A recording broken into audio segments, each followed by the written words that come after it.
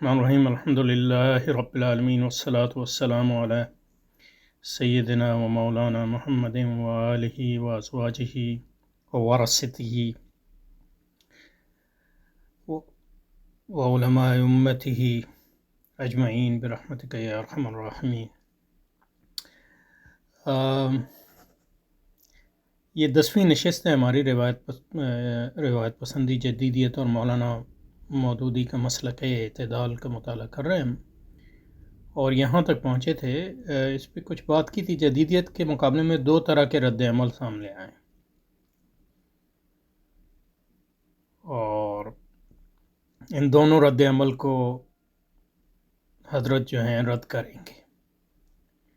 اس کے مقابلے میں جو ہے بیچ کا ایک رد عمل ہے جو مولانا مودودی صاحب کا ہے، ان کے خیال میں اس کو جو ہے وہ اس کی فوقیت ثابت کرنے کی کوشش کریں گے۔ فرما رہے ہیں جدیدیت کے مقابلے میں دو طرح کے رد عمل سامنے آئے عام طور پر تمام روایتی معاشروں۔ پچھلی بار اس پہ بات کی تھوڑی سی روایتی معاشرے میں۔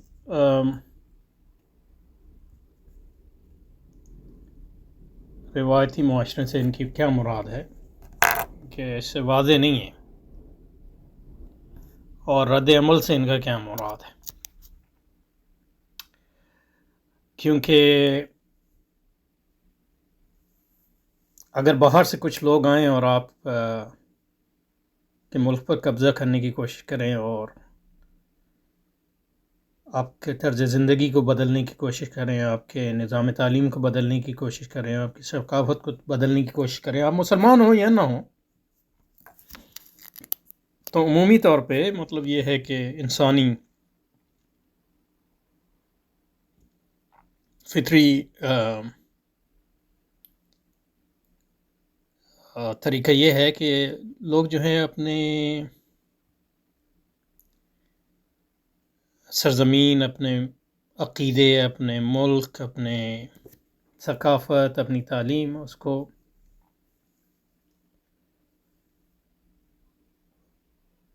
اس کے بقا کے لیے جو ہے یعنی مطلب یہ ہے کہ جو یہ الغار ہوئی ہے بیرونی، اس کا مقابلہ کرتے ہیں، اس کے بارے میں اس میں قربانیاں دیتے ہیں، حتیٰ کہ لوگ جو ہیں اپنی جانیں بھی اس پر قربان کر دیتے ہیں، اور اسی سے جو ہے قوموں کی جو ہے تاریخ بنتی ہے۔ لیکن مولانا جو ہیں اس کو رد عمل قرار دیتے ہیں، یعنی مطلب رد عمل سے ایک منفی تاثر ملتا ہے کہ یہ کوئی یعنی عمل نہیں ہے بلکہ رد عمل ہے۔ ایک لحاظ سے تو رد عمل ہے، کیونکہ باہر سے بغاوت ہوئی ہے آپ کے ملک میں،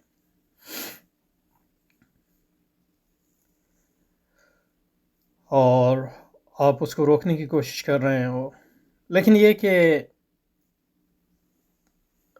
اگر مثبت طریقے پہ دیکھیں تو اس کو دیکھنے کا طریقہ یہ ہے کہ ایک فطری بات ہے کہ لوگ جو ہے اپنے طرز حیات کو اور اپنی ثقافت کو، اپنے نظام تعلیم کو اور اپنی حکومت کو اور اپنے اقتدار کو، اس کی حفاظت کرنے کی کوشش کریں گے۔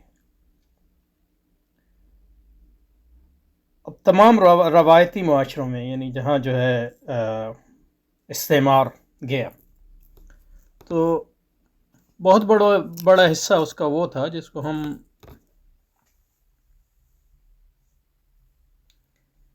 یعنی مسلمان دنیا کہتے ہیں، لیکن غیر مسلمان دنیا میں بھی گئے، امریکہ میں گئے، اسپین میں گئے، ہر جگہ لوگوں نے جو ہے اس کا مقابلہ کیا، اور جب شکست ہوئی تو پھر مطلب یہ ہے کہ وہ دوسری طرح سے مقابلہ کرنے کی کوشش کی، اور پھر اس میں کئی گروہوں میں بڑھے لوگ۔ تو عمومی طور پر جب لوگوں کو شکست ہوتی ہے تو پھر وہ اس شکست کی توجیہ کرنے کی کوشش کرتے ہیں، اور ایک توجیہ یہی ہوتی ہے کہ ایک توجیہ یہ بھی ہوتی ہے کہ یعنی ہم میں کچھ خامی تھی، اسی وجہ سے جو ہے باہر سے لوگ آئے اور انہوں نے قبضہ کر دیا، اور تو اس لحاظ سے مطلب یہ ہے کہ پھر وہ اپنی طرز زندگی کا تنقیدی مطالعہ کرتے ہیں۔ دوسرے ایسے لوگ ہوتے ہیں جو کہتے ہیں کہ جناب وہ جو ہے فاتح تہذیب اور فاتح فوج اور فاتح قوت کی برتری کو ماننے پر تیار ہو جاتے ہیں. کہتے ہیں کہ اگر حق ان کے ساتھ نہ ہوتا، اگر مطلب یہ ہے کہ وہ حقیقی عمل ان کی اگر ثقافت ہم سے برتر نہ ہوتی، ان کی تہذیب ہم سے برتر نہ ہوتی، تو ہم کیسے شکست کھاتے اس کو. لیکن یہ مطلب یہ ہے کہ ایک غیر منطقی بات ہے. کتنے انبیاء ہوئے، ان کو شکست ہوئی، کیا مطلب ان کا طرز زندگی اور ان کا پیغام جو ہے وہ حق نہیں تھا؟ یہ کوئی اب جدیدیت کے مقابلے میں جو ہے ہر جگہ، اور خاص طور پہ ہمارے یہاں مسلمانوں کے ہاں کئی شکست کے بعد کئی مکاتب فکر عمل میں آئے. ان میں ایک مکتب فکر تو وہ ہے جو کہتا ہے کہ ایک مکتب فکر ہے جو یہ کہتا ہے کہ جدیدیت آئی،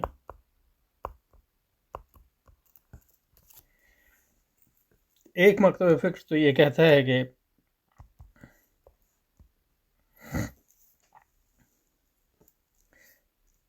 جدیدیت جو ہے حق پر ہے، تبھی اس نے ہم پر جو ہے فتح پائی. دوسرا کہتا ہے کہ جدیدیت کو تو اس لیے اس کو قبول کر لینا چاہیے. دوسرے لوگ کہتے ہیں کہ نہیں جناب، مکمل طور پہ قبول نہیں کرنا چاہیے،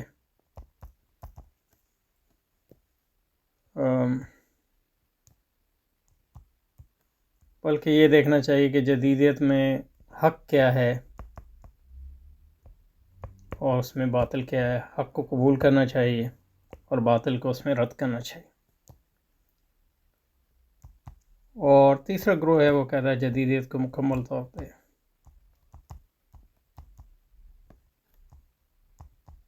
رد کرنا چاہیے. تو یہ دوسرا جو طریقہ ہے، یہ مثلا علامہ اقبال کے ہاں ہے یہ، اور سعادت حسین صاحب بھی اسی کی طرف جا رہے ہیں. گو کہ مطلب یہ ہے کہ ان کی جدیدیت کی جو سمجھ ہے وہ علامہ اقبال سے ہو سکتی ہے، مختلف ہو، لیکن لگ یہ رہا ہے کہ وہ جدیدیت کو نظریے اور ٹیکنالوجی میں تقسیم کرتے ہیں اور تہذیب اور وسائل میں تقسیم کرتے ہیں اور کہتے ہیں کہ وسائل کو قبول کرنا چاہیے. لیکن مطلب یہ ہے کہ پہلی بات یہ ہے کہ وسائل کو تہذیب سے الگ کرنا، تہذیب کا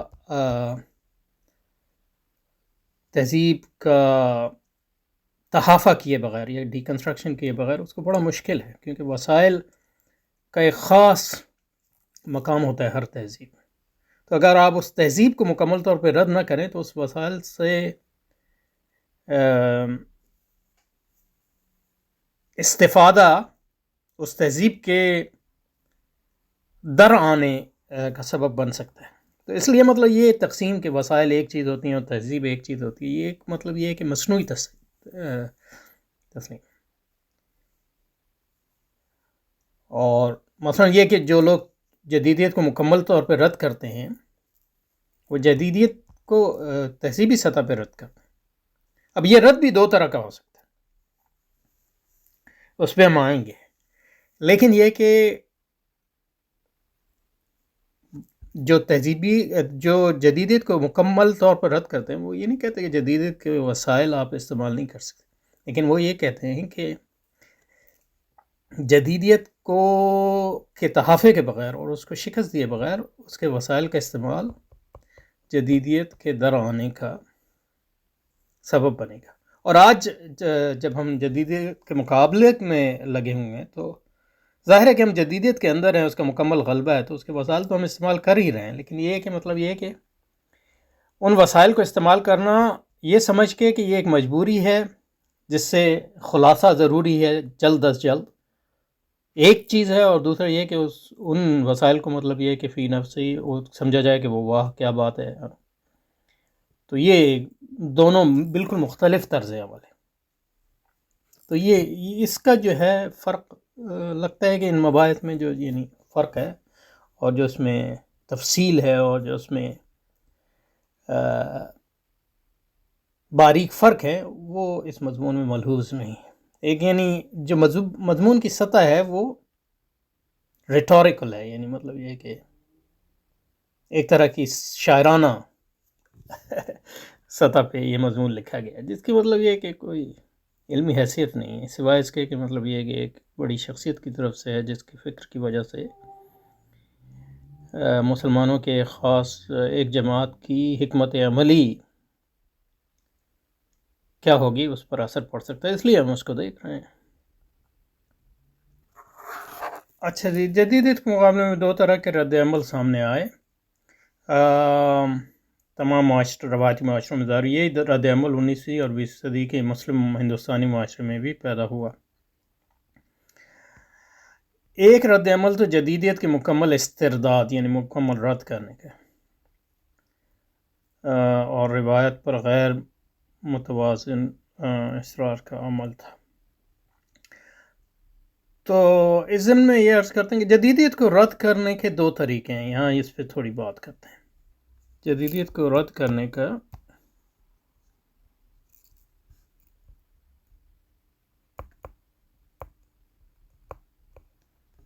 کرنے کے کسی بھی تہذیب کو رد کرنے کے دو طریقے.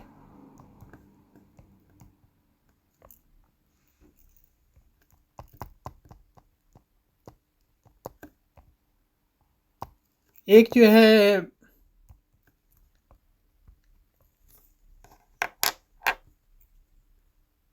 اس کو باطل سمجھ کر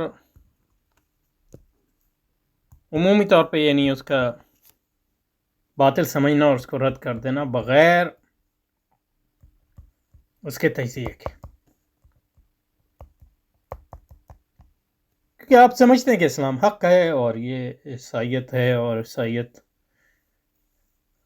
باطل ہے، تو اس کو سمجھنے کی کیا خاص ضرورت ہے، سوائے اس کے کہ مطلب جن کو مناظرے کرنا ہے تو انہوں نے پھر عیسائیت کا مطالعہ کیا اور کچھ جدیدیت کا بھی مطالعہ کیا، لیکن اس کو بطور تہذیب کے رد کر دی اور اس کے وسائل کو بھی جس حد تک ممکن تھا رد کر دی. لیکن دوسرا طریقہ یہ ہے کہ اس کا تجزیہ کیا جائے، اس کی تحلیل کی جائے، اس کو سمجھا جائے اور پھر رد کیا جائے.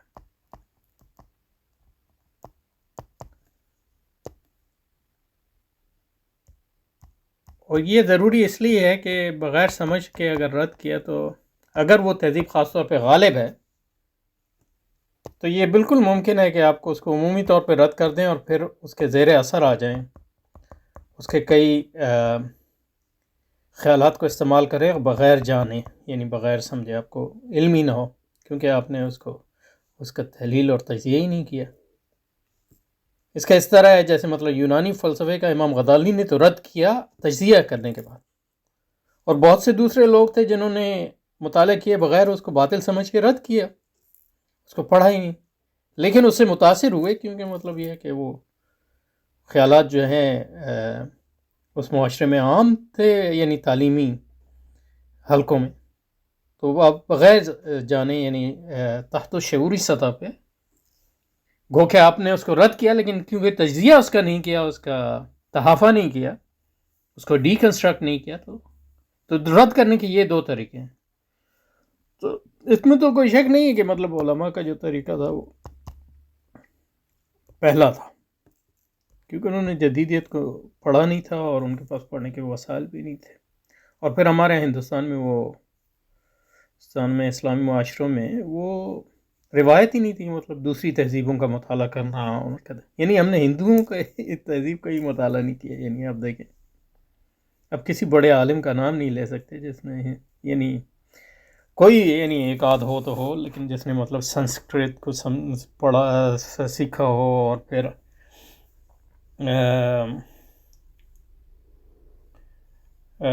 ہندوستانی مذاہب کو سمجھا ہو، ان کے فلسفوں کو سمجھا ہو. اب دیکھیں البیرونی باہر سے آیا، اس نے اس کا مطالعہ کیا، لیکن یہ کہ ہمارے اندر کے جو لوگ وہاں علماء یعنی علماء سے مراد مطلب یہ ہے کہ پڑھے لکھے لوگ سارے،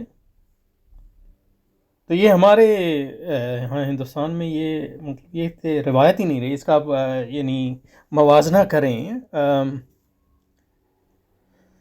موازنہ کریں موازنہ کریں یعنی امام ابن تیمیہ سے مثلا دیکھیں، وہ عیسائیت کو رد کرتے ہیں، عیسائیت کو پڑھا ہے. یہودیت کو رد کرتے ہیں، یہودیت کو پڑھا ہے. یعنی حتیٰ کہ مسلمان فرقوں میں شیعت کو رد کرتے ہیں، شیعوں کو پڑھا ہے، گہرا مطالعہ کیا ہے. یعنی مسلمان علماء اشارہ کا رد کرتے ہیں، بعض کا متاخرین اشارہ کے جیسے. تو یعنی امام راضی کی اصول کلی پہ بات کرتے ہیں مثلا. اس کا بالکل ان کو صحیح یعنی اس کا علم ہے، یعنی حتیٰ کہ یعنی عبارت تک نقل کرتے ہیں اصل، یا منطق کا رد کرتے ہیں یونانی یعنی ارسطو کی منطق ہے. لیکن ارسطو یعنی اتنے بڑے منطق، آپ منطقی نہیں ہوں گے تو ارسطو کی منطق کا کیسے رد کریں؟ اور ایک نئی منطق کی ایجاد نہ بھی کی ہو تو اس کو مطلب یہ کہ ڈیولپ کیا. تو کہنے کا مطلب یہ ہمارے یہاں ہندوستان میں یہ روایت نہیں ہے، نہ غزالی کی روایت، نہ ابن تیمیہ والی روایت. بڑی عجیب بات ہے، آج تک نہیں ہے. یعنی مطلب یہ ہے کہ آپ دیکھیں تو آپ اگر سنسکرت نہیں پڑھیں گے، ہندوؤں کے مذہب کو نہیں پڑھیں گے، تو آپ اب مجھے یہ نہیں پتا کہ جماعت اسلامی شاید کرتی ہو وہاں اور دوسرے مسلمان کرتے ہوں، لیکن پھر بھی مطلب یہ کہ عام مسلمانوں میں روایت نہیں ہے. یعنی دیوبند میں ہندوازم کا مطالعہ کیا جاتا ہے، دیوبند میں سنسکرت کیوں نہیں پڑھاتے بھائی؟ یہ بریلی میں یا خیر آبادیوں کے ہاں یا شیعوں کے ہاں تو اب دعوت کیسے دیں گے ہندوستان میں اگر مطلب یہ، اور یا سکھوں کی مذہبی کتابوں کو پڑھنا وغیرہ وغیرہ. بہرحال یہ تو مطلب ایک تھوڑی سی. اب جو لوگ جدیدیت کو پڑھتے ہیں ان میں پھر مطلب یہ کہ کئی گروہ ہو گئے.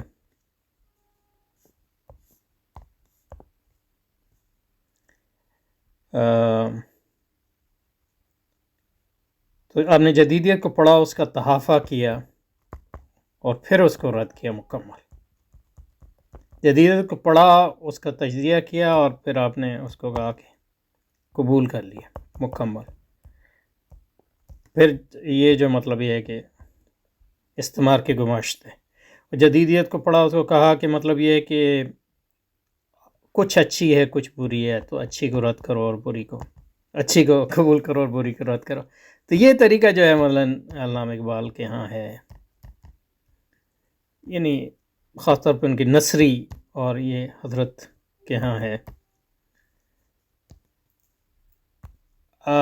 مولانا مودودی کا جو طریقہ ہے وہ پہلا ہے، وہ کہ جو ان کا تجزیہ ہے اس کی سطح بہت کمزور ہے، کیونکہ مطلب یہ کہ ایک آدمی کتنی چیزیں کر سکتے، آپ نے بنیاد رکھی. لیکن اس کے بعد جو ہے جماعت اسلامی یا کسی اور علماء کی جماعت نے بھی یا علماء کے مدارس نے بھی جدیدیت کا تفصیلی مطالعہ نہیں کیا. اور نہ صرف یہاں نہیں، مطلب یہ کہ کیا بھی ہے تو بہت سطحی. عالم اسلام میں یہی صورت حال ہے جو جہاں تک ہمارا علم ہے. اور یعنی ہمارا جو اسٹڈی سرکل ہے وہ ہو سکتا ہے مطلب یہ کہ پہلا اور واحد ہو جس نے مطلب یہ ہے کہ اس سطح سے جو مولانا مودودی اور پہلے لوگوں نے قائم کی تھی اس سے ذرا آگے بڑھنے کی کوشش کی. لیکن اس کے لیے تو مطلب ہزاروں لاکھوں لوگوں کی کوشش چاہیے علمی سطح پہ. تو ایک رد عمل تو جدیدیت کے مکمل استرداد صحیح لفظ نہیں ہے، رد کرنا، اور روایت پر غیر متوازن اصرار کا رد عمل ہے. تو یہاں پر رکتے ہیں کیونکہ مطلب یہ کہ اس پہ مزید بحث کی ضرورت ہے. یہاں روایت پہ اور غیر متوازن کا کیا مطلب ہے، یعنی مطلب غیر متوازن کا کیا مطلب ہے، روایت سے کیا مراد رہے ہیں، کہ اسلام روایت ہے یا پھر مطلب کوئی اس میں لگتا ہی ہے کہ مطلب یعنی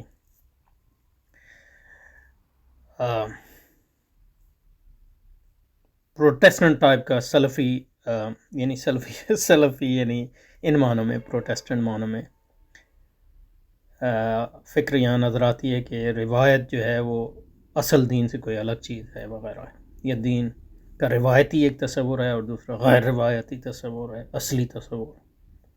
تو اس پہ بات کریں گے. اور غیر متوازن پہ پہلے بھی بات کی ہے. پھر اور کیا علماء طبقہ ہیں، مذہبی طبقہ کوئی چیز ہے ہمارے. تو ہمیں یہ نہیں دیکھیں،